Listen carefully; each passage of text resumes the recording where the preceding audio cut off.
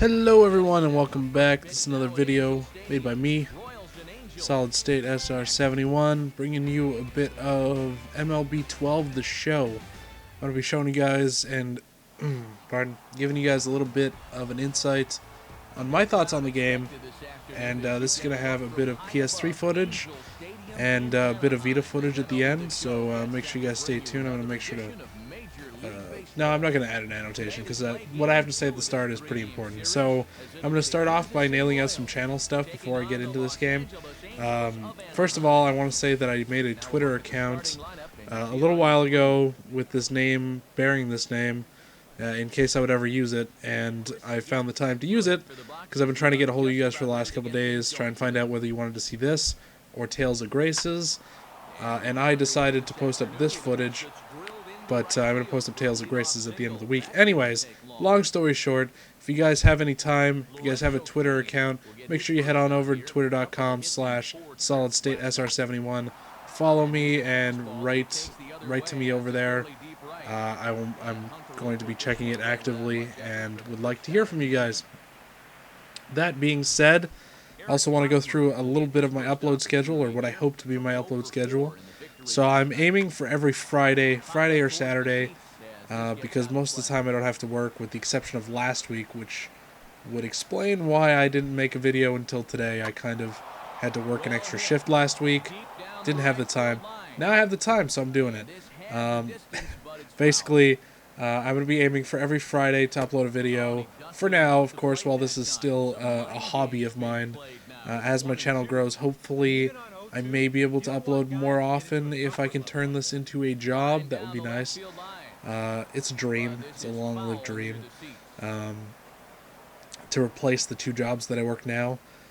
But enough with the sad, soaky attitude. The other thing I want to say is I've hit 430 subscribers. Thank you everybody for subscribing to my channel. I really appreciate your support, as I've said on your walls or on your channel pages. It means a lot to me. And going forward, as I've said all along, I do want to make sure to reply to you guys in every way, shape, or form. I'm going to be holding open lobbies. I'm going to be opening up a messenger account that you guys can reach me on at some point. And I just want to make it as easy as possible for you guys to interact with me, because I think it's very important for you guys to interact with me. I think that a lot of YouTubers with a decent to high amount of subscribers, not that I'm in that range yet, but it's a commitment I'm making, tend to lose sight of their subscriber base, and I don't want to be that person. So I'm going to be actively looking at you guys and talking with you guys. So thanks, I guess. Now moving on to the game, finally. This is MLB 12 the show. This is the first MLB the show game that I've bought. So I don't really want to go into a really big review because I don't know what features have been in there and what features are in there. But before this point, I think I tried one. I rented it once, and it was very difficult, and that difficulty curve kind of set me off of the entire game, and I ran back up to MLB 2K series, which is not a very good series, by the way. But if you don't want complexity, that's kind of the way to go. And it's still that way, but I do find that they have made it somewhat easier to play this game, I guess.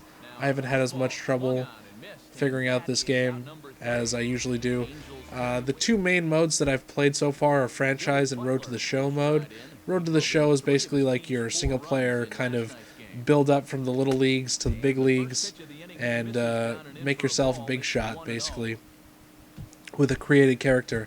Now, the cool thing is that all these modes, you can save the games and upload it to the cloud. I'm going to get back to that a little bit later, even though I'm showing it right here. I've also played some Franchise mode. It's the regular old deal, you know, you play with a team throughout the entire series. The graphics on the PS3 version look really great, the lighting engine looks fantastic, and the animations look really good.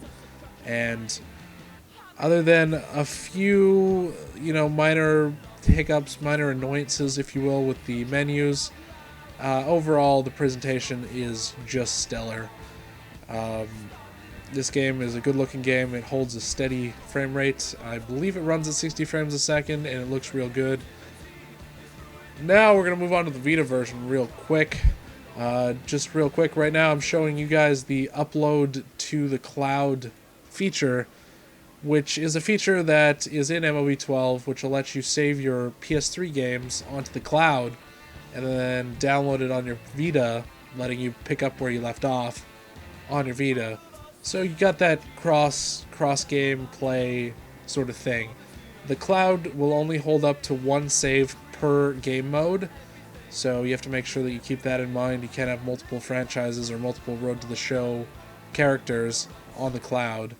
We're moving it over here. As you can see, you just go hit load from the cloud. Another thing you have to note is you have to actually save the game afterwards in order to keep it on your Vita or on your PS3. You can't just load from the cloud and then expect it to save it. It will not.